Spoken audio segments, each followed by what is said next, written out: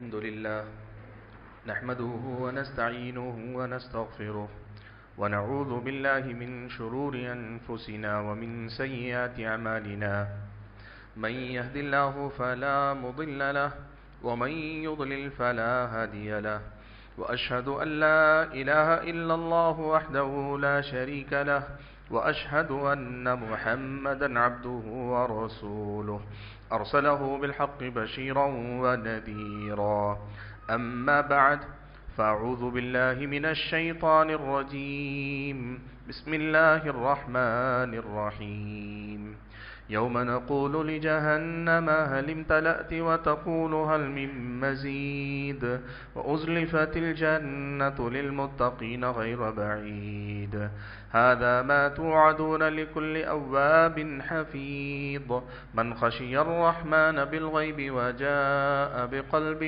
منيب ادخلوها بسلام ذلك يوم الخلود لهم ما يشاءون فيها ولدينا مزيد وكم أهلكنا قبلهم من قرن هم أشد منهم بطشا فنقبوا في البلاد هل من محيص إن في ذلك لذكرى لمن كان له قلب أو ألقى السمع وهو شهيد ولقد خلقنا السماوات والأرض وما بينهما في 6 أيام وما مسنا من لغوب فاصبر على ما يقولون وسبح بحمد ربك قبل طلوع الشمس وقبل الغروب ومن الليل فسبحه وأدبار السجود واستمع يوم ينادي المناد من مكان قريب يوم يسمعون الصيحة بالحق ذلك يوم الخروج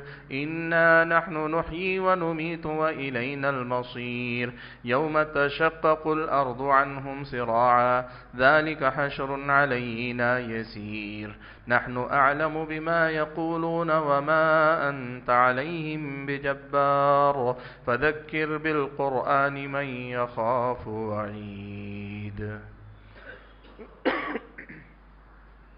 وقال تبارك وتعالى أيضا كنتم خير أمة أخرجت للناس تأمرون بالمعروف وتنهون عن المنكر وتؤمنون بالله ولو آمن أهل الكتاب لكان خيرا لهم منهم المؤمنون وأكثرهم الفاسقون. بزرگان محترم، ملت اسلامی کے نوجوانوں اور پردہ نشین خواتین اسلام،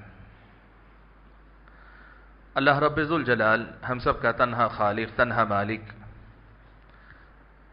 اور ہم سبھی کا معبود برحق، ہر قسم کی حمد و ثنا، ہر طرح کی بڑائی اور بزرگی، اور میری اور آپ سبھی حضرات اور خواتین کی ہر چھوٹی بڑی عبادت کا، ہماری اور آپ کی ہر ایک ریاضت اور بندگی کا اکیلا مستحق رب ہے، تنہا معبود برحق ہے، جس نے ہم اور آپ کو اس دنیا کے اندر اپنی بندگی کے لیے پیدا فرمایا، اس کی اپنی بندگی کو ہماری اپنی زندگی کا مقصد قرار دیا، اور اسی بندگی کے معاملے پر اس دنیا کی بہتری کا وعدہ فرمایا، اور اسی بندگی کی بنیاد پر آخرت میں کامیابی اور کامرانی کا وعدہ فرمایا ہے۔ درود و سلام ہو نبی آخر الزماں پیارے نبی محمد صلی اللہ علیہ وسلم کے ذات گرامی پر،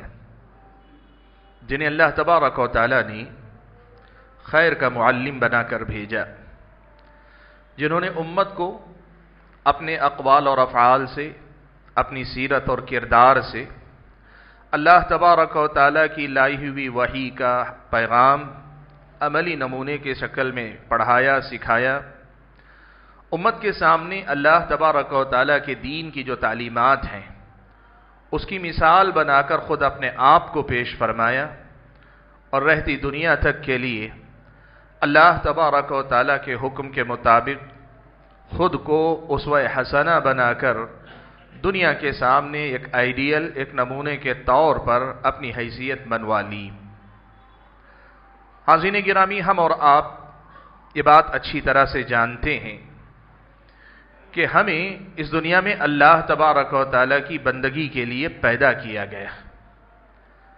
ہمیں اس دنیا میں اللہ تبارک و تعالیٰ کی بندگی ہی کرنے کا حکم دیا گیا ہے، اور اللہ تبارک و تعالیٰ کی یہ بندگی پیارے نبی صلی اللہ علیہ وسلم کے لائے ہوئے دین پر، آپ کی لائی ہوئی شریعت پر، آپ کی لائی ہوئی آسمانی ہدایات پر چل کر ہی ہو سکتی ہے۔ اللہ کی بندگی ہم اور آپ کو کرنی ہے، اور رسول اکرم صلی اللہ علیہ وسلم کی پیروی ہم اور آپ کو کرنی ہے،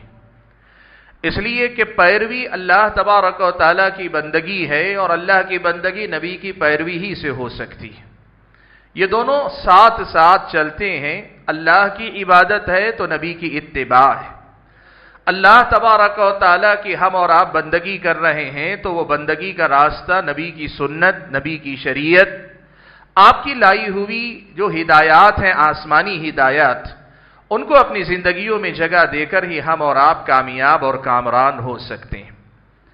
یہ جو اللہ تبارک و تعالیٰ کی عبادت کا مسئلہ، نبی علیہ السلام کی پیروی کا مسئلہ ہے، قرآن و سنت میں ہم اور آپ کو یہ بتایا گیا ہے کہ یہ جو کام ہے، ایک طرف یہ اللہ تعالیٰ کی عبادت بھی ہے، اور دوسری طرف اللہ کی عبادت ہونے کے ساتھ ساتھ یہ زندگی جینے کا سب سے بہترین طریقہ بھی ہے۔ یعنی مسئلہ ایسا نہیں جیسے دوسرے مذاہب کے لوگ مانتے یہ ہیں کہ زندگی اپنے انداز میں جیو، عبادت کے نام پر اپنے معبود کے سامنے جا کر کچھ نذرانے، کچھ چڑھاوے چڑھا دو، صرف یہ کافی ہو جائے گا، تمہاری عبادت الگ ہے، تمہاری زندگی الگ ہے۔ یہ دنیا کے دیگر مذاہب کے لوگ مانتے ہیں۔ اسلامی شریعت میں ہم اور آپ کو یہ بتایا گیا ہے کہ نبی علیہ السلام کی سنت اور شریعت کی جو پیروی ہم اور آپ کرتے ہیں، اس میں ہمارا اور آپ کا ایک ایک عمل، ہماری اور آپ کی ایک ایک بات، حتیٰ کہ ہماری اور آپ کی ایک ایک حرکت اگر اللہ کے نبی کی اقتداء اور پیروی میں ہو رہی ہے تو یہ ایٹ اے ٹائم، بیک وقت اللہ کی عبادت بھی ہے اور ہماری اور آپ کی زندگی جینے کا سب سے بہترین طریقہ ہے۔ اسی لیے ایک مسلمان سے ہمیشہ اسی بات کا مطالبہ کیا جاتا ہے کہ تم دین پر عمل کرنے والے ہو جاؤ کہ یہ دین تمہاری دنیا اور آخرت دونوں کی بہتری کی ضمانت۔ یہ جو اللہ تبارک و تعالیٰ کا دین ہے،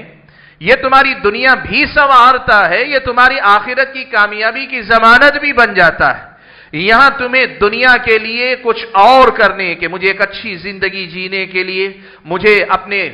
بیوی کے ساتھ، اپنے بچوں کے ساتھ، اپنے والدین کے ساتھ، اپنے بڑوں کے ساتھ معاملہ کرنے کے لیے کوئی الگ طریقہ سیکھنا پڑے گا، اور اللہ کی عبادت کرنے کے لیے کوئی ایک نیا طریقہ ڈھونڈنا پڑے گا۔ کہا نہیں، نبی کی سنت کی پیروی کر لو، آپ کی لائی ہوئی شریعت کو اپنا لو۔ یہ شریعت آپ کو اللہ سے بھی جوڑ دے گی، بندوں سے بھی جوڑ دے گی، اور آپ بندوں کے ساتھ معاملہ کریں گے تو آپ کا بندوں کے ساتھ معاملہ بھی ہوگا، اور بیک وقت وہ معاملہ اللہ تبارک و تعالیٰ کی عبادت بھی بن جائے گا۔ اسی لیے قرآن و سنت میں ہم اور آپ کو اس بات کی بار بار تلقین کی گئی، بار بار ہم اور آپ کو پڑھایا گیا، سکھایا گیا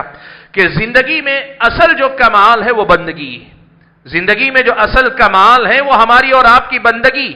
ہم جتنے اچھے اللہ کے بندے بنتے ہیں اتنے ہی اچھے انسان بنتے ہیں، اور دوسرے الفاظ میں آپ یوں سمجھیں، ہم لوگوں کے حق میں جتنے بہتر انسان بنتے ہیں اتنے ہی اچھے اللہ کے بندے بھی بنتے ہیں۔ ہم اللہ کے ساتھ اچھے رہ کر بندوں کے ساتھ برے نہیں ہو سکتے، یا بندوں کے ساتھ ہم غلط رہ کر اللہ تعالیٰ کے اچھے اور پسندیدہ بندے نہیں بن سکتے۔ ہمیں دونوں جگہ بہتر ہونا ہے، اور دونوں جگہ بہتر ہونے کا سیدھا اور آسان راستہ یہ ہے کہ قرآن میں جو تعلیمات آئیں ان کو اپنی زندگی میں اپنا لو، نبی علیہ السلام نے اپنی سیرت میں جو باتیں بتائیں ان کو اپنی زندگی میں اپنا لو۔ یہی ہماری زندگی کا مقصد ہے، یہی ہماری اور آپ کی زندگی کی ساری محنتوں کا خلاصہ ہے، اور اسی کو ہم کہتے ہیں کہ اللہ تعالیٰ نے اس دنیا کو آخرت کی کھیتی بنایا۔ ہم اس دنیا میں جیتے ہیں لیکن آخرت کے لیے جیتے ہیں۔ ہم اس دنیا میں جیتے ہیں لیکن ہماری دنیا کے معاملات، ہماری دنیا کے مسائل کے حل کرنے کے ساتھ ساتھ ہماری اور آپ کی آخرت سے بھی جڑے ہوئے ہیں۔ یہی ہم اور آپ کو اسلام نے سکھایا، پڑھایا ہے، اور اسی کے لیے ہم اور آپ کو کوشش کرنی چاہیے۔ حاضرین گرامی، یہ قرآن و سنت کی بیان کردہ ایک حقیقت ہے جو ہم اور آپ جانتے ہیں۔ لیکن وہیں ایک بات اور بڑی حقیقت کے طور پر قرآن و سنت میں بھی ذکر کی گئی اور ہم اور آپ خود اپنی زندگیوں کے بارے میں جانتے ہیں، وہ یہ کہ اس حقیقت کو جاننے کے باوجود کہ اس دین پر عمل کرنے ہی سے ہماری دنیا بہتر ہوگی، اس دین پر عمل کرنے ہی سے ہماری آخرت بھی سنور جائے گی، اس حقیقت کو جاننے کے باوجود، ماننے کے باوجود ہم میں کی ایک بڑی تعداد اکثر اللہ تبارک و تعالیٰ کے دین کی پابندی نہیں کر پاتی۔ ہم کبھی نیکیاں چھوڑ دیتے ہیں، کبھی ہم گناہ کر لیتے ہیں، کبھی ایسا ہوتا ہے کہ نیکی چھوڑنے کا معاملہ معمولی چھوٹی نیکیوں سے دوری سے شروع ہوتا ہے اور یہ سفر چلتے چلتے وہ مقام بھی آتا ہے کہ دین کے بنیادی فرائض تک ہم چھوڑنے والے بن جاتے ہیں۔ اور گناہوں کے معاملے میں بھی یہ سچائی ہے کہ کئی بار آدمی چھوٹا گناہ سمجھ کر، معمولی گناہ سمجھ کر، ایسا گناہ سمجھ کر جو گناہ میں کر رہا ہوں میرے علاوہ میرا رب جانتا ہے، کسی اور کو پتہ نہیں چل رہا ہے، آدمی ابتدا کرتا ہے، لیکن پھر گناہوں کا یہ سفر، یہ سلسلہ چلتا رہتا ہے۔ آج چھوٹے گناہ کرنے والا کل بڑے گناہ کرتا ہے، آج اکا دکا گناہ کرنے والا کل خوب گناہ کرتا ہے، اور آج چھپ کر گناہ کرنے والا کل علل اعلان لوگوں کی نظروں کے سامنے بھی گناہ کرنے لگتا ہے۔ یہ دنیا کی ایک بہت بڑی سچائی ہے جو قرآن و سنت میں بھی بتائی گئی اور ہم اور آپ نے اپنی زندگی میں بھی دیکھا ہے کہ ہم جانتے ہیں، مانتے ہیں، لیکن اس کے باوجود اللہ تبارک و تعالیٰ کی خاطر نیکیاں کرنے کا معاملہ بھی کھٹائی میں پڑ جاتا ہے اور گناہوں سے بچنے کا معاملہ بھی اکثر و بیشتر ہم قابو چھوڑ بیٹھتے ہیں اور گناہوں کی زندگی میں مبتلا ہو جاتے ہیں۔ ایسی صورتحال میں اسلامی شریعت نے ہم اور آپ کو ایک بڑی عظیم تعلیم دی۔ اسلام نے ہم اور آپ کو ایک بڑا اہم مسئلہ بتایا۔ یہ مسئلہ ہماری اور آپ کی شریعت کا بڑا ہی اہم مسئلہ، بڑی اہم تعلیم ہے،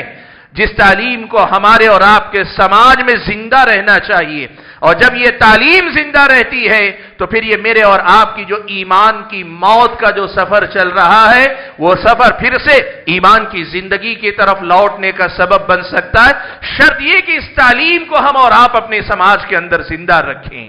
اور وہ تعلیم کیا ہے؟ اللہ تعالیٰ نے ہم اور آپ کو بتایا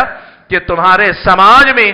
نیکیوں کو حکم دینے کا، نیکیوں کا حکم دینے کا، نیکیوں کو پھیلانے کا، نیکیوں کو سکھانے کا، نیکیوں کو عام کرنے کا بھی معمول زندہ رہنا چاہیے اور برائیوں پہ روکنے کا معاملہ بھی زندہ ہونا چاہیے۔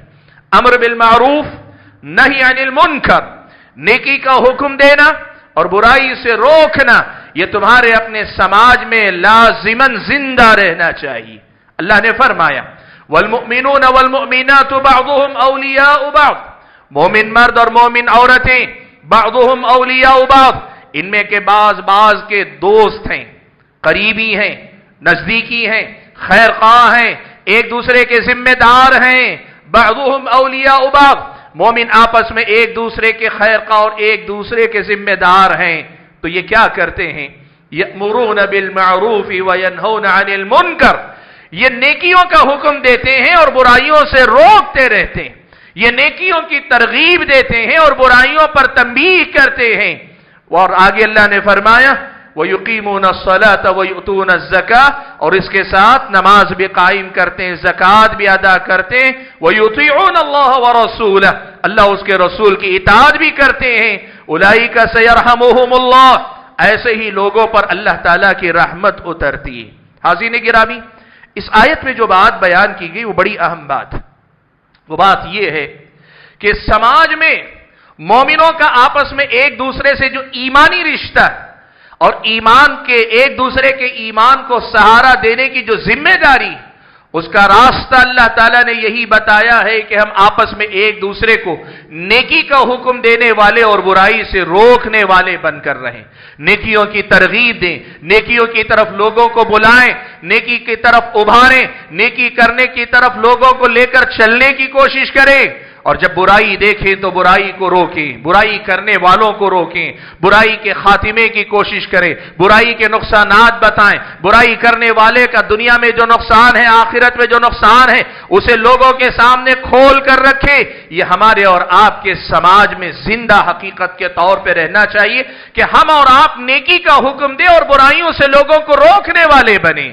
ہمارے سماج میں جب تک یہ دو حقیقتیں زندہ رہیں گی، ہمارے اور آپ کی لغزشوں کے بعد پھر سے سدھرنے کا امکان باقی رہے گا، ہمارے بہکنے کے بعد پھر سے سنبھلنے کا امکان رہے گا، ہمارے بگڑنے کے بعد پھر سے سدھرنے کا امکان رہے گا، اللہ کی نافرمانی کی طرف جانے کے بعد اللہ کی فرما برداری کی طرف پلٹ کر آنے کا امکان باقی رہے گا۔ اسلامی شریعت نے ہم اور آپ کو یہ بتایا ہے کہ ہمیں یہ سمجھنا چاہیے کہ ہم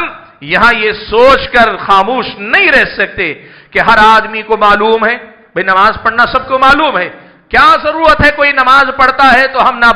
اس کو بلائیں نماز کی طرف، فلاں چیز گناہ ہے، آدمی کو معلوم ہے سود گناہ ہے، زنا حرام ہے، شراب حرام ہے، جوا حرام ہے، آدمی کو معلوم نہ ہو تو ہم بتائیں گے۔ لوگ یہ سمجھتے ہیں، بہت سارے لوگ سمجھتے ہیں کہ ایک آدمی نہیں جانتا تو اسے بتایا جا سکتا ہے، جانتے بوجھتے اگر کوئی کر رہا ہے تو اس کو کیا بتانے کی ضرورت؟ اسلامی شریعت آپ کو بتاتی ہے کہ یہ مسئلہ تعلیم کا نہیں، ایک آدمی نہیں جانتا ہے تو بھی بتانا ہے، لیکن ایک آدمی جانتے بوجھتے نیکیوں میں پیچھے ہو رہا ہے یا گناہوں میں آگے بڑھ رہا ہے، تب بھی یہ ذمہ داری بنتی ہے کہ ہم اور آپ نیکی کا حکم دیں اور برائی سے روکنے کی کوشش کریں۔ کیوں؟ اللہ نے فرمایا وَذَكِّرْ فَإِنَّ الذِّكْرَى تَنفَعُ الْمُؤْمِنِينَ، اے اللہ کے نبی یاد دہانی کروائیے، نئی بات بتانے کی بات ہی نہیں جانتا ہے تو بتانا ہے، لیکن جانتے بوجھتے اگر کوئی غلطی کر رہا ہے وَذَكِّرْ، اے اللہ کے نبی یاد دہانی کروائیے، فَإِنَّ الذِّكْرَى تَنفَعُ الْمُؤْمِنِينَ، اس لیے کہ یاد دہانی مومنوں کو فائدہ پہنچاتی ہے۔ آپ دیکھو، ہم خود اپنی زندگیوں میں اس حقیقت کا تجربہ کرتے ہیں، ہم اور آپ نیکیاں جانتے ہیں لیکن نہیں کرتے، کوتاہی میں رہتے ہیں، کسی خطبہ جمعہ میں، کسی درس میں، کسی کتاب میں کہیں کچھ پڑھ لیا، سن لیا، تو جو چیز ہم پہلے سے جانتے بھی تھے، مانتے بھی تھے، عمل نہیں کرتے تھے، پڑھ لینے، سن لینے کے بعد پھر سے ایک مرتبہ عمل کی تحریک پیدا ہوتی، ایک مرتبہ پھر سے عمل کا جذبہ پیدا ہوتا ہے۔ گناہ کرتے ہوئے ایسا نہیں کہ ہمیں لا علمی میں ہم گناہ کرتے ہیں، ایسا نہیں، اکثر و بیشتر ہم جانتے بوجھتے گناہ کرتے ہیں، لیکن گناہ کر لینے کے بعد افسوس بھی رہتا ہے۔ آپ اور میں اس حقیقت کو جانتے ہیں کہ جب ہم گناہ کی زندگی جی رہے ہوتے، کوئی ہمیں ٹوکتا ہے، کوئی ہمیں آگاہ کرتا ہے، قرآن کی کوئی ہمیں آیت پڑھنے کو ملتی ہے، سننے کو ملتی ہے، ہوتا کیا ہے؟ ہماری اپنی زندگی میں پھر سے جذبہ پیدا ہوتا ہے کہ نہیں، ہمیں اس گناہ سے رکنا ہے، ہمیں اس گناہ سے باز آنا ہے۔ یہ مجرب حقیقت ہے کہ یہ جو بات ہے نیکی کا حکم دینا اور برائی سے روکنا، یہ جاہلوں کے اندر ہی کرنے کا کام نہیں، یہ علماء کے درمیان بھی اور جانکاری رکھنے والی عوام کے درمیان بھی کرنے کا کام۔ نیکی کا حکم مسلسل دیتے رہیں، برائی سے ہمیشہ روکتے رہیں۔ اسلامی شریعت ہم اور آپ کو یہ سکھاتی بتلاتی ہے، یہ جو سلسلہ ہے یہ چلتا رہنا چاہیے۔ سماج میں نیکی کا غلبہ ہے تب بھی اسے زندہ رہنا چاہیے، سماج میں برائی کا غلبہ ہے تب بھی اس حکم کو، اس تعلیم کو زندہ رہنا چاہیے۔ یہ نیکی کی تعلیم، برائیوں سے روکنا، یہ اسلامی سماج کی، مسلم معاشرے کی مستقل ایک ضرورت ہے۔ اس لیے کہ اگر کوئی آدمی نیکی پہلے سے کر رہا ہے، آپ اگر مزید نیکی کی ترغیب دیتے ہیں، اسی نیکی کی یاد دہانی کرتے ہیں، اس سے آدمی کے اندر ثابت قدمی پیدا ہوگی، وہ نیک ہے پہلے سے، لیکن آپ کی میری ترغیب سے، اسلامی شریعت کی ان باتوں کی یاد دہانی سے آدمی پھر سے اور زیادہ مضبوطی کے ساتھ جم جاتا ہے۔ ایک آدمی گناہوں سے بچ رہا ہے لیکن پھر سے اسے یاد دلایا جاتا ہے کہ یہ گناہ ہے، یہ گناہ ہے، یہ گناہ ہے، تو ذرا کہیں گناہ کی طرف بڑھنے کا اگر امکان پیدا ہوا ہے تو پھر اس یاد دہانی سے آدمی گناہوں سے اور سختی سے رک جاتا ہے۔ اس لیے اس سماج کے اندر، مسلم سماج کے اندر، نیکی کا حکم دینے اور برائی سے روکنے کے سلسلے کو جاری رہنا چاہیے۔ حاضرین گرامی، اس نیکی کے حکم دینے اور برائی سے روکنے کے بڑے فائدے ہیں، اس کے بڑے فائدے ہیں۔ سب سے پہلا فائدہ تو یہ ہوگا کہ اگر سماج میں لوگ نیکی سے پیچھے ہیں، وہ نیکی کو اپنائیں گے، اور اگر برائی میں مبتلا ہیں، وہ برائی سے رکنے کی کوشش کریں گے، پہلا فائدہ یہ۔ اور اگر سماج میں نیکی پہلے سے ہے، گناہ سے لوگ پہلے سے بچ رہے ہیں، فائدہ یہ ہوگا نیکی کرنے والے اور زیادہ دل جمعی کے ساتھ نیکی کریں گے، برائی سے رکے ہوئے لوگ اور زیادہ عزم و یقین کے ساتھ برائیوں سے اپنے آپ کو دور رکھیں گے۔ اور تیسرا فائدہ یہ ہوگا کہ آپ اور میں اگر نیکی کا حکم دے رہے ہیں، برائی سے روک رہے ہیں، اور لوگ ہیں کہ نیکیاں چھوڑ رہے ہیں، برائیوں پر جمے ہوئے ہیں، تب بھی نیکی کے حکم دینے اور برائی سے روکنے کا بہت بڑا فائدہ۔ اور وہ فائدہ کیا ہوگا معلوم ہے؟ دیکھیے، جب کوئی نیکی لوگ چھوڑنے لگتے ہیں، ایک چھوڑتا ہے، پھر اس کی دیکھا دیکھی دوسرا، تیسرا، چوتھا، ایسے ہوتے ہوتے ہو سکتا ہے کہ کسی بستی، کسی محلے، کسی سماج میں نیکی کی پہچان ہی ختم ہو جائے۔ ہو سکتا ہے لوگوں کو معلوم بھی نہ رہے کہ یہ بھی نیکی ہے۔ ایسے ماحول میں اگر کوئی امر بالمعروف، نیکی کا حکم دینے والا کھڑا رہے، وہ لوگوں کو بولتا رہے، تو سماج میں عملی طور پر جو نیکی ختم ہو گئی ہے، کم سے کم اللہ تبارک و تعالیٰ کے پیغام کے طور پر، ایک داعی اور مبلغ کی آواز کے طور پر، ایک یاد دہانی کے طور پر، وہ نیکی اپنی پہچان نیکی کے طور پہ سماج میں زندہ رکھے گی، نیکی کے طور پر اس کی پہچان باقی رہے گی۔ اور ایسے ہی اگر بات گناہ کی جائے، کوئی گناہ اتنا عام ہو جائے، جیسے ہمارے زمانے میں سود کا معاملہ، ایک آدمی سودی معاملے میں الجھتا ہے، دو الجھتے ہیں، تین الجھتے، ہوتے ہوتے ایک وقت وہ آتا ہے کہ سماج کا اکثر حصہ سودی معاملات سے جڑ گیا ہے۔ اب اس کے بعد صورتحال یہ ہوتی ہے کہ لوگوں نے سود کو گناہ سمجھنا چھوڑ دیا ہے۔ ایسے ہوتا ہے کہ جب کوئی برائی عام ہو جائے، لوگ برائی کو برائی سمجھنا چھوڑ دیتے ہیں۔ نہیں عن المنکر کا ایک بڑا فائدہ یہ ہے کہ سماج میں برائی کو برائی سمجھنا چھوڑ دیا گیا ہو، تب بھی ایک داعی کی آواز، اللہ تبارک و تعالیٰ کا یہ پیغام، پیارے نبی صلی اللہ علیہ وسلم کی یہ تعلیم زندہ رہتی ہے کہ لوگوں، سارا سماج بھی متفق ہو کر اس برائی کو برائی سمجھنا چھوڑ دے، یہ پھر بھی برائی ہی بن کر باقی رہے گی، اس لیے کہ اللہ تعالیٰ نے اسے منکر قرار دیا، اسے حرام قرار دیا، اسے ناجائز قرار دیا۔ اس کے ذریعے، امر بالمعروف اور نہی عن المنکر کے ذریعے، سماج عمل نہ بھی کرے، نیکی اور برائی کی پہچان قائم رہتی ہے، اور جب تک نیکی اور برائی کی پہچان قائم رہتی ہے، لوگوں کے لیے ہدایت، رہنمائی کی روشنی بن کر یہ مسئلہ زندہ رہتا ہے۔ اسی لیے اسلامی شریعت کا یہ حکم ہے کہ نیکی کا حکم دینا اور برائی سے روکنے کا سلسلہ باقی رہنا چاہیے۔ بھائیو، یہ بھی یاد رکھو، یہ حکم اس لیے بھی زندہ رکھنا ضروری ہے کہ اللہ تبارک و تعالیٰ نے شریعت مطہرہ میں ایک ضابطہ بیان فرمایا کہ لوگ جب غلطی کرتے ہیں تو جب تک ان پر حجت قائم نہیں ہو جاتی، اللہ کا پیغام ان تک پہنچا نہیں دیا جاتا، اللہ تعالیٰ بندوں کو عذاب نہیں دیتا۔ وَمَا كُنَّا مُعَذِّبِينَ حَتَّى نَبْعَثَ رَسُولًا، جب تک ہم رسول نہ بھیج دیں، پیغام نہ پہنچا دیں، ہم لوگوں کو عذاب نہیں دیا کرتے۔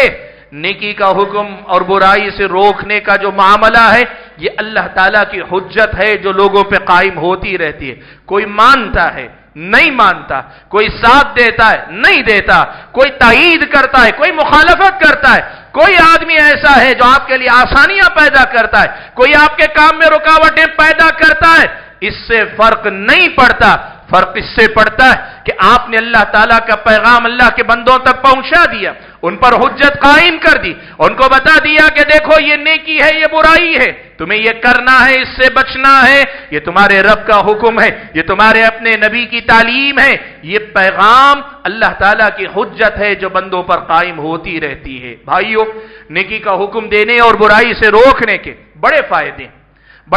ایک تو سماج کا فائدہ، اور سماج کے فائدے کے ساتھ ساتھ نیکی کا حکم دینے والے، برائی سے روکنے والے کا اپنا بھی فائدہ۔ میں صرف دو فائدے ذکر کرتا ہوں۔ یعنی ایک آدمی اگر نیکی کا حکم دینے کا معمول اپنی زندگی میں اپنا لے، برائیوں سے روکنے والا بن جائے، کم سے کم دو بڑے فائدے اس کے ہوتے ہیں۔ ایک تو یہ کہ جب تک آدمی دوسروں کو نیکی کا حکم دے رہا ہوتا ہے، برائی سے روک رہا ہوتا ہے، خود اس آدمی کے نیکی پہ ثابت قدم رہنے اور برائی سے بچے رہنے کے امکانات زیادہ ہوتے ہیں۔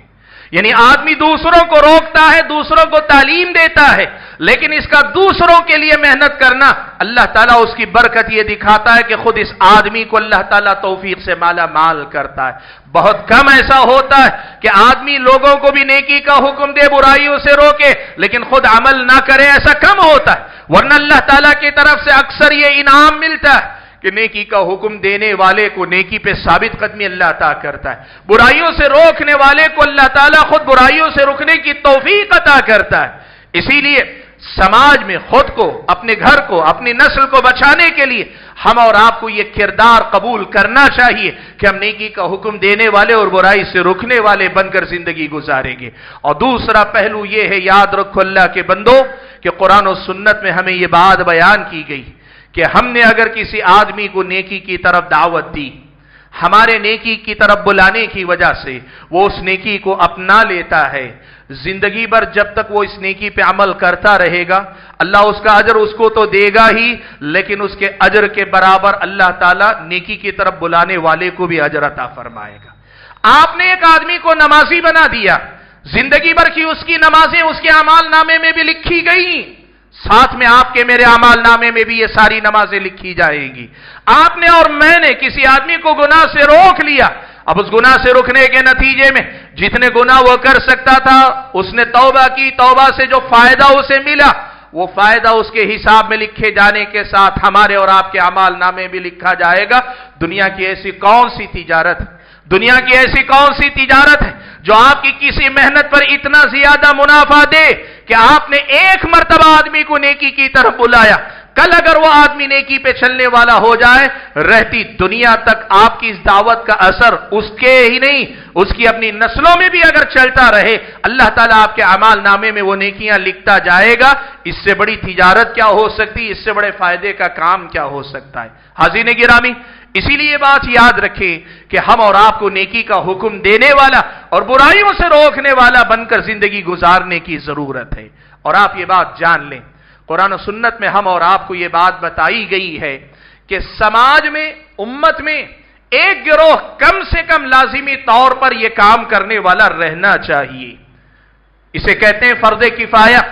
فرض کفایہ کا مطلب یہ ہوا کہ سماج میں کم سے کم ایک جماعت رہے گی، اللہ تعالیٰ سب کے اوپر سے اس فرض کو ٹال دے گا، سب کی طرف سے یہ ذمہ داری ادا ہو جائے گی۔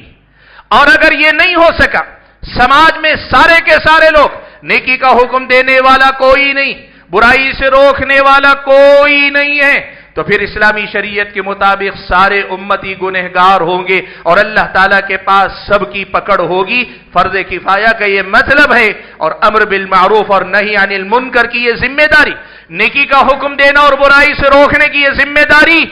یہی فرض کفایہ ہے۔ اللہ نے فرمایا وَلْتَكُمْ مِنْكُمْ أُمَّةٌ يَدْعُونَ إِلَى الْخَيْرِ وَيَأْمُرُونَ بِالْمَعْرُوفِ وَيَنْهَوْنَ عَنِ الْمُنْكَرِ، اللہ نے فرمایا تمہارے درمیان ایک ایسی جماعت رہنی چاہیے جو نیکی کا، جو اللہ تعالیٰ کی طرف، خیر کی طرف بلاتے ہوں، اور ساتھ میں یأمرون بالمعروف وینہون عن المنکر، جو نیکی کا حکم دیتے ہوں اور برائی سے روکتے بھی ہوں۔ امت کا ایک طبقہ ایسا رہنا چاہیے۔ اب مان لیجیے ہمارے اپنے حلقے میں ایسا ماحول نہیں، نیکی کا حکم دینے والے نہیں، برائی سے روکنے والے نہیں، ہمیں ایسا گروہ بنانا پڑے گا، ہمیں بنانا پڑے گا۔ اور اگر ایسا کوئی گروہ ہے پہلے سے، علماء کا طبقہ ہے یا کوئی ادارے ہیں خیر کا کام کرنے والے، اور لیکن وہ اپنی استطاعت نہ رکھنے کی وجہ سے کما حقہ کام نہیں کر رہے، ساری امت کی ذمہ داری بنتی ہے کہ ایسے علماء، ایسے ادارے، ایسے مقامات جہاں سے یہ فرض ادا ہو رہا ہے، ان کے معاون اور مددگار کم سے کم اس وقت تک بنے جب تک یہ فرض ساقط نہ ہو جائے، جب تک یہ فرض ادا نہ ہو جائے۔ یہ امت مسلمہ کی ذمہ داری ہے، یہ ہم اور آپ کو یاد رکھنا چاہیے۔ بھائیو یہ بھی یاد رکھو، اگر ایسے ہوا کہ کسی سماج میں برائی عام ہوئی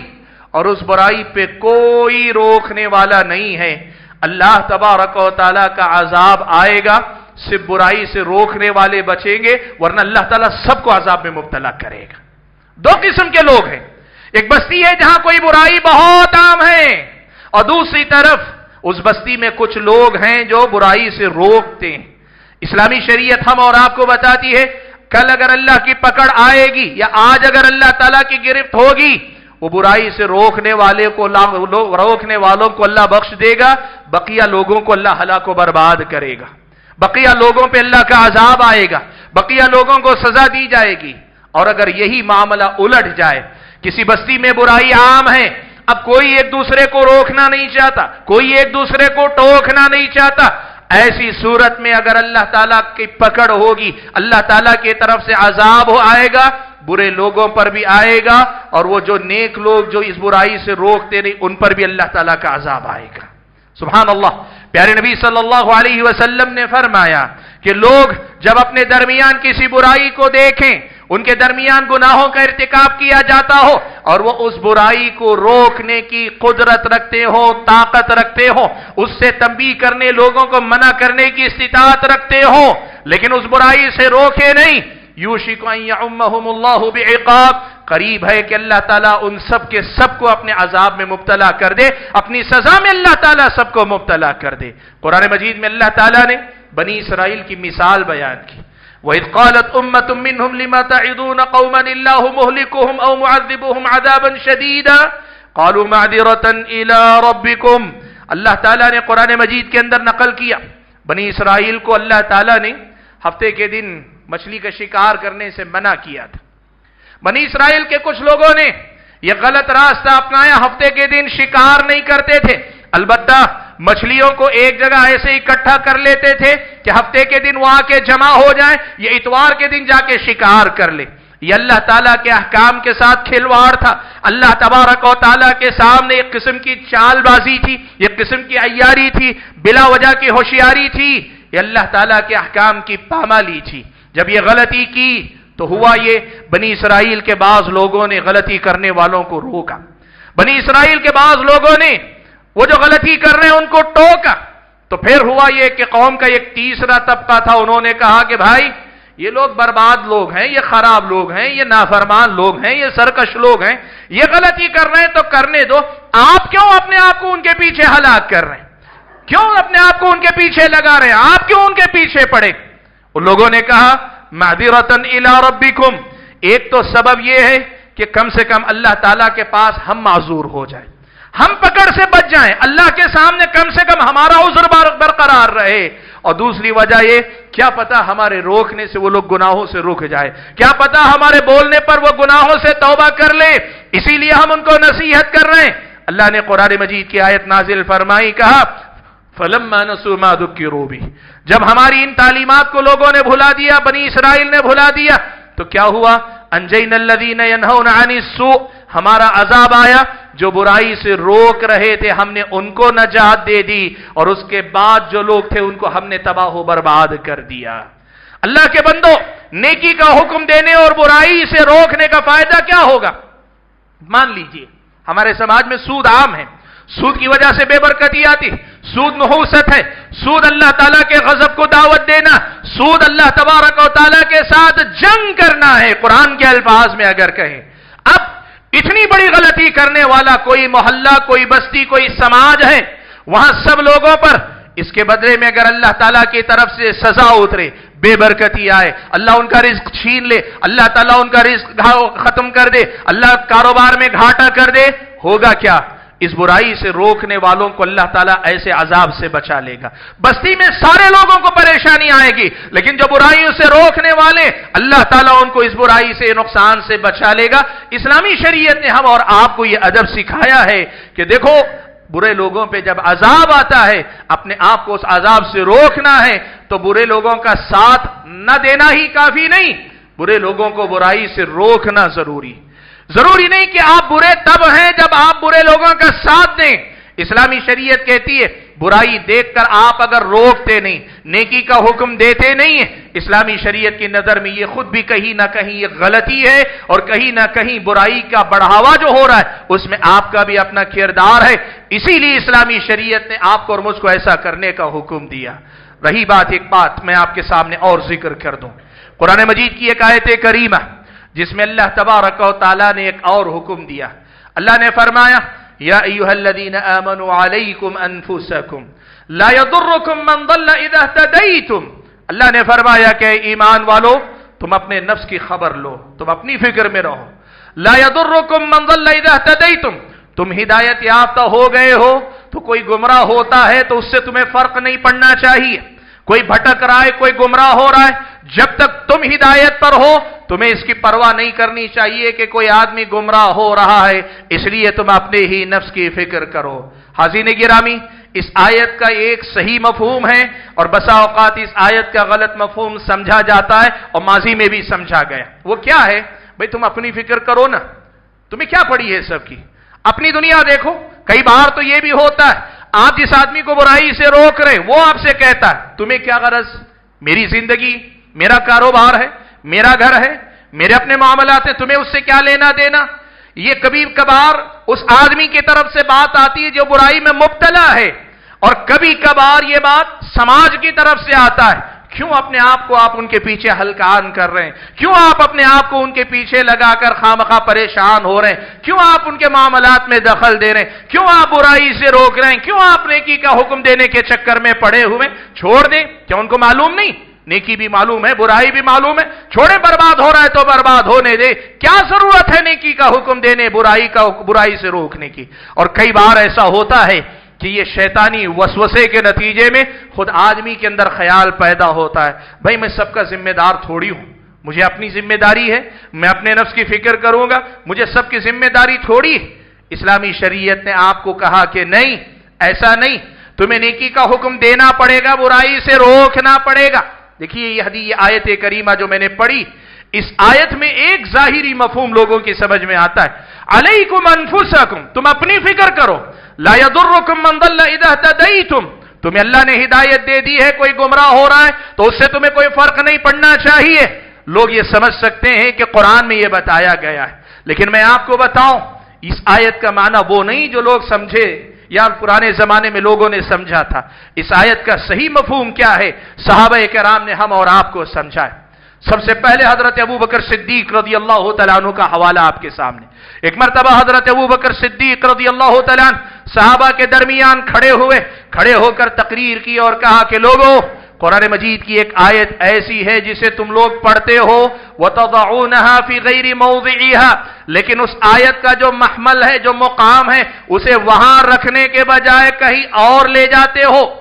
تمہیں جو معنی سمجھنا چاہیے وہ معنی سمجھنے کے بجائے کچھ اور معنی سمجھ لیتے ہو۔ وہ آیت یہ ہے، پڑھی یہ آیت، کہا اللہ نے کہا علیکم انفسکم، تم اپنے نفسوں کی فکر کرو، لا یضرکم من ضل اذا اہتدیتم، کوئی گمراہ ہوتا ہے تو تمہیں نقصان نہیں پہنچنا چاہیے۔ حضرت ابوبکر صدیق نے کہا اس آیت کا مطلب ہرگز یہ نہیں ہے کہ تم نیکی کا حکم نہیں دو گے، برائی سے نہیں روکو گے، ایسا مطلب ہے نہیں، بلکہ تمہیں اپنی ذمہ داری ادا کرتے رہنا چاہیے، البتہ سامنے والے کی خرابی کا اثر نہیں قبول کرنا چاہیے۔ تمہیں اپنی ذمہ داری ادا کرتے رہنا چاہیے، البتہ سامنے والے قبول نہیں کر رہے ہیں، سامنے والے تسلیم نہیں کر رہے ہیں، سامنے والے نہیں مان رہے ہیں، اس کا اثر اپنے اوپر نہیں لینا چاہیے۔ سبحان اللہ۔ اس آیت کی تفسیر کرتے ہوئے شیخ ابن باز رحمۃ اللہ علیہ نے بڑی پیاری بات سمجھائی، کہا اللہ نے یہ کہا ہے لا یضرکم من ضل اذا اہتدیتم، جب تم ہدایت یافتہ ہو جاؤ تو پھر تمہیں کوئی نقصان نہ پہنچائے، کسی کے بھٹکنے کا بہکنے کا نقصان نہیں ہونا چاہیے۔ کہا جب تم ہدایت یافتہ ہو جاؤ تو پھر بے فکری کی بات ہے، اور ہدایت یافتہ ہونے کے لیے ضروری ہے کہ آپ اپنے واجبات، اپنی ذمہ داریاں نبھائیں، اور آپ کی ذمہ داریوں میں سے ایک ذمہ داری یہ بھی ہے کہ آپ نیکی کا حکم دیں اور برائیوں سے روکیں۔ یعنی برائیوں سے روکنا اور نیکیوں کا حکم دینا چھوڑ کر بے فکر ہونے کے لیے نہیں کہا گیا ہے۔ تمہارا کام یہ ہے کہ برائیاں دیکھو تو تم لوگوں کو نیکی کا حکم دو، برائیوں سے روکو۔ اب تم نے اپنی ذمہ داری نبھا لی، سامنے والا بات قبول نہیں کر رہا ہے، پھر تمہیں پرواہ کرنے کی ضرورت نہیں، اس لیے کہ تم نے اپنی ذمہ داری ادا کر لی۔ معلوم یہ ہوا کہ اس آیت کا مفہوم یہ نہیں ہے کہ آپ نیکی کا حکم نہ دیں، برائی سے نہ روکیں، آپ اپنی فکر کریں، زمانے کی فکر نہ کریں، یہ مطلب اس آیت کا نہیں ہے۔ اور اسی قسم کی تفسیر حضرت ابو ثعلبہ خشنی رضی اللہ تعالیٰ عنہ سے مروی ہے۔ وہ فرماتے ہیں تو ایک تابعی آئے، انہوں نے آ کے حضرت ابو ثعلبہ خشنی سے کہا کہ آپ صحابی رسول ہیں، مجھے آپ سے ایک آیت کے بارے میں کچھ سوال کرنا ہے۔ حضرت ابو ثعلبہ نے کہا کون سی آیت؟ کون سی آیت؟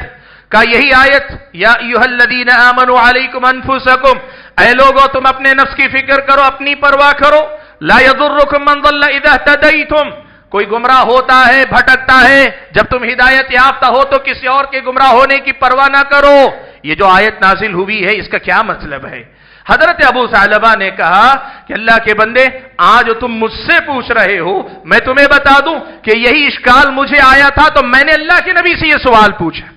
میں نے یہی سوال اس حدیث آیت کے بارے میں اللہ کے نبی سے پوچھا تو اللہ کے نبی نے فرمایا بل ائتمروا بالمعروف وتناہوا عن المنکر، کہا نہیں اس آیت کا یہ مطلب نہیں کہ امر بالمعروف اور نہی عن المنکر مت کرو، لوگ گمراہ ہوتے ہیں تو گمراہ ہونے تو یہ مطلب نہیں، بل ائتمروا بالمعروف وتناہوا عن المنکر، تم نیکی کا حکم دیتے رہو، برائی سے روکتے رہو، حتی اذا رأیت شحا مطاعا وهوا متبعا ودنیا مؤثرا واعجاب كل ذي رأي برأيه فدع عنك امر العامة وعليك بخاصة نفسك۔ اللہ کے نبی نے کہا کہ تمہیں نیکی کا حکم دیتے رہنا چاہیے، برائی سے روکنا چاہیے، ہاں اگر چار باتیں تم دیکھتے ہو تب تمہیں یہ کرنا ہے کہ تم اپنی فکر کرو، لوگ برباد ہوتے ہیں تو وہ ان کی ذمہ داری، وہ کیا چار باتیں؟ اللہ کے نبی نے کہا شحن مطاع، لالچ کی اطاعت کی جاتی ہو، ہون متبع، خواہشات کی پیروی کی جاتی ہو، دنیا مؤثرہ، دنیا کو ترجیح دی جاتی ہو، وَإِعْجَابَ كُلِّ ذِي رَأْيٍ بِرَأْيِهِ، ہر آدمی اپنی رائے ہی کا متوالا ہے، اپنی رائے ہی کو رائے سمجھتا ہے، کسی اور کی بات کو کوئی اہمیت نہیں دیتا۔ جب یہ چار باتیں تم دیکھ لو نا تو اللہ کے نبی نے کہا تب تم اپنی فکر کرو۔ کیا مطلب ہے بھائیو؟ یہ چار باتوں کا خلاصہ سادہ الفاظ میں یوں رکھ دیتا ہوں کہ نیکی کا حکم تم دے رہے ہو، برائی کا حکم برائی سے روک رہے ہو، سامنے والے کو سامنے بات واضح ہو رہی ہے لیکن وہ پھر بھی اڑا ہوا ہے، پھر بھی ڈٹا ہوا ہے، وہ بات سمجھ کر بھی سمجھنا نہیں چاہتا، وہ بات سن کر بھی ماننا نہیں چاہتا، بات مان کر بھی عمل کرنا نہیں چاہتا، تو پھر تم اس کے اوپر مسلط ہو کر نہیں بیچے گا۔ تمہارا کام تو پیغام پہنچانا تو تم نے پہنچا دیا، اب اللہ کی ہدایت پہنچنے کے بعد وہ اللہ کی ہدایت کی پیروی کرنے کے بجائے اپنے لالچ کا غلام ہے، اپنی خواہشات کی پیروی کرنے والا، اپنی دنیا ہی کو سب کچھ سمجھ رہا ہے اور اپنی عقل مندی کو ہی عقل مندی سمجھ رہا ہے۔ اب یہ آدمی ہدایت نہیں چاہتا ہے، ایسی صورت میں تم ان کے جیسے نہ ہو جانا، تم کم سے کم اپنی آپ کی حفاظت کر لینا۔ یعنی سماج جب اس مقام پہ پہنچ جائے جہاں پہ نیکی کے حکم دینے کا کوئی فائدہ نہ رہ جائے اور جہاں برائی سے روکنے کا کوئی فائدہ نہ رہ جائے، ایسی صورت میں تمہیں یہ فکر کرنی چاہیے اب سماج نہیں سدھرتا، میں بگڑنے سے اپنے آپ کو بچا لو۔ کبھی کبھار آدمی ہوتا ہے نا بھئی یا تو تم بدلو یا میں بدل جاؤں گا، آدمی کوشش کرتا ہے میں تمہیں سدھاروں گا تم سدھر جاؤ، اور تم نہیں سدھرے تو کیا کروں؟ میں بگڑ جاؤں گا۔ کئی بار ہم نے دیکھا ہے میاں بیوی کے رشتے میں یہ بات بہت ہمارے سامنے آتی، لوگوں کے جو سوالات آتے ہیں نا، سوالات میں بڑی باتیں سننے سمجھنے کو ملتی۔ میاں بیوی کے درمیان کوئی یہ غلطی کرنے والا دوسرا اسے روک رہا ہے، ٹوک رہا ہے، نتیجہ یہ ہوتا ہے ٹوکتے ٹوکتے مایوس ہو جاتا ہے، اب اس کو سدھار نہیں سکتے، خود بگڑ جاتے ہیں، اس کے رنگ میں اپنے آپ کو بدل لیتے ہیں۔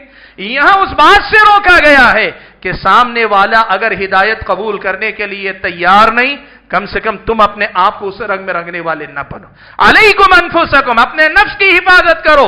لا یضرکم من ضل اذا اهتدیتم، اللہ نے تمہیں ہدایت دی ہے تو اب اس کے بھٹکنے کی وجہ سے تمہارا نقصان نہیں ہونا چاہیے۔ اسلامی شریعت نے ہم اور آپ کو اس بات کا حکم دیا ہے۔ حاضرین گرامی، پیغام کیا دینا چاہتا ہوں؟ آج ہمارے سماج کی ایک بہت بڑی سچائی، شرک تھا، آج معمول بن گیا، لوگوں نے ساتھ رہتے ہوئے شرک پہ ٹوکنا چھوڑ دیا ہے۔ آپ دیکھو بدعات ہمارے سماج میں تھی، پہلے ہم بدعتوں سے روکتے تھے، بدعتیوں کو تنبیہ کیا کرتے تھے، آج وہ صورتحال ہے کہ بدعتیوں کی بدعت کا ہم پر کوئی اثر نہیں ہوتا، گہری دوستی بھی، محبت بھی، اپنائیت بھی، ساتھ بھی۔ سود خوروں کے ساتھ معاملہ کرنے میں ہم محتاط تھے لیکن اب سود عام ہو گیا۔ آج آپ ہمارے سماج میں سود کوئی برائی نہیں رہ گئی اور سود پہ کوئی ٹوکنے والا نہیں، کوئی روکنے والا نہیں۔ جھوٹ بولنے والے، دھوکہ دینے والے، لوگوں کا پیسہ لے کر لوگوں کو ستانے والے، لوگوں کے ساتھ دھوکہ دھڑی کرنے والے، برائی کرنے والے سماج میں اس قدر زیادہ بڑھتے چلے جا رہے ہیں کہ سماج میں اب برائی کرنے والا برا نہیں رہ گیا، اچھے لوگ بھی برے لوگوں کے ساتھ ویسے رہتے ہیں جیسے برائی کوئی برائی نہ ہو۔ اللہ کے بندو، ایسے ہم اور آپ اپنے دین و ایمان کی حفاظت نہیں کر سکتے۔ ہمیں نیکی کا حکم دینا ہوگا، برائی سے روکنا ہوگا۔ شرک کی جتنی شکلیں ہیں لوگوں کے سامنے بتایا کرو، اچھے انداز سے بتاؤ، سمجھانے والے انداز سے بتاؤ، لیکن شرک کو شرک بتلاؤ، لوگوں کو بتاؤ۔ بدعتوں کے بارے میں لوگوں کو سمجھاؤ، بتاؤ یہ بدعت ہے، یہ غلطی ہے، بتانے کی عادت ڈالو۔ ایسا نہیں کئی بار بول چکا ہوں یہ سدھرتے نہیں اس لیے میں خاموش ہو جاؤں گا، نہیں اللہ کے بندو، بتانا پڑے گا، سکھانا پڑے گا۔ شرک کا مسئلہ ہو، بدعت کا مسئلہ ہو، گناہوں کا مسئلہ ہو، غلطیوں کا مسئلہ ہو، کوتاہی کا مسئلہ ہو، نیکی میں پیچھے ہونے کا مسئلہ ہو، برائیوں میں آگے بڑھ جانے کا مسئلہ ہو، زندہ کرو اس کردار کو، اس لیے کہ امر بالمعروف و نہی عن المنکر میں میرے اور آپ کی زندگی ہے، اس سے میرے اور آپ کے ایمان کو زندگی ملتی ہے، اس کے ذریعے ہم اور آپ کو، میرے اور آپ کے ایمان کو جلا ملتی ہے۔ اللہ کے بندو، اللہ تعالیٰ نے یہ جو حکم ہم اور آپ کو دیا، اسی کی بنیاد پہ اللہ تعالیٰ نے ہمیں سب سے بہترین امت قرار دیا۔ خطبے کا آغاز میں نے ایک آیت کریمہ سورہ آل عمران کی آیت سے کیا تھا۔ اس کا شان نزول بعض مفسرین نے لکھا، کچھ یہودی آئے اور آ کر بعض صحابہ سے بحث کرنے لگے، کہنے لگے ہم تم سے بہتر ہیں، ہم تم سے بہتر ہیں۔ اللہ تعالیٰ نے فیصلہ کرتے ہوئے آیت کریمہ نازل کی، کہا نہیں کنتم خیر امہ، صحابہ سے خطاب کر کے کہا تم سب سے بہترین امت، تم سب سے بہترین امت ہو۔ اور پھر اللہ تعالیٰ نے یہ بھی بتا دیا کہ آپ بہتر کیوں ہیں،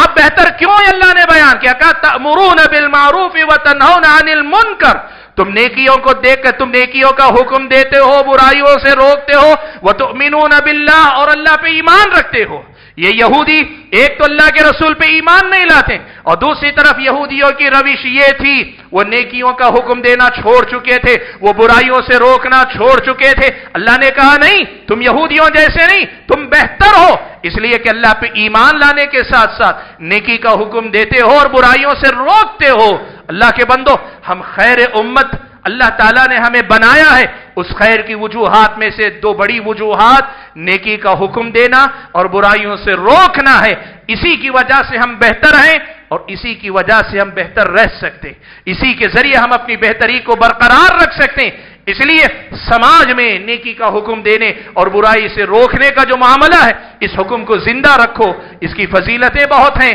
اور اس کام کو انجام دینے والوں کے درجات اللہ کے پاس بہت بلند ہیں۔ اللہ سے دعا کیجئے کہ اللہ تعالیٰ مجھے، آپ سبھی حضرات اور خواتین کو نیکی کا حکم دینے والا اور برائیوں سے روکنے والا بن کر زندگی گزارنے کی توفیق عطا فرمائے۔ اللہ تعالیٰ نیکی کا بول بالا فرمائے، برائیوں کا خاتمہ فرمائے۔ اللہ تعالیٰ نیک لوگوں کو طاقتور بنائے، برے لوگوں کو اللہ تعالیٰ کمزور اور حقیر سے حقیر بناتا چلا جائے۔ اللہ تبارک و تعالی ہم میں سے جو بیمار ہیں ان کو شفا عطا فرمائے، جو پریشان حال ہیں اللہ تعالیٰ ان کی پریشانیوں کو دور فرمائے، جو قرض دار ہیں ان کے قرض کی ادائیگی کے اسباب مہیا فرمائے، جو لوگ بے روزگار ہیں اللہ تعالیٰ ان کو روزگار عطا فرمائے، جو لوگ انتقال کر گئے اللہ تعالیٰ ان کی مغفرت فرمائے، ان کو جنت عطا فرمائے، جنت میں اعلیٰ مقامات سے ان سب کو مالا مال فرمائے، ہم سب لوگوں کی جان و مال کی عزت و آبرو کی حفاظت فرمائے، اور سب سے بڑھ کر ہمارے اور آپ کے دین و ایمان کی حفاظت فرمائے۔ اللہ تبارک و تعالی پوری دنیا میں مسلمان جہاں کہیں پریشان ہیں اللہ تعالیٰ ان کی مدد فرمائے، اور جہاں کہیں بے گناہ لوگ مارے جا رہے ہیں وہ مسلمان ہو کے غیر مسلم، اللہ تعالیٰ بے گناہوں کی حفاظت فرمائے، سب کو ہدایت نصیب فرمائے۔ اللہ تبارک و تعالی فلسطین کے مسلمانوں پہ رحم فرمائے، اللہ ان کی حفاظت فرمائے، غیب سے ان کی مدد فرمائے، ظالموں کی اللہ تعالیٰ پکڑ کرے۔ اللہ تبارک و تعالی ہم اور آپ کو رہتی دنیا تک اس کے بندے بن کر اس کی بندگی والی زندگی گزارنے کی توفیق عطا فرمائے۔ آمین۔ وآخر دعوانا الحمدللہ رب العالمین۔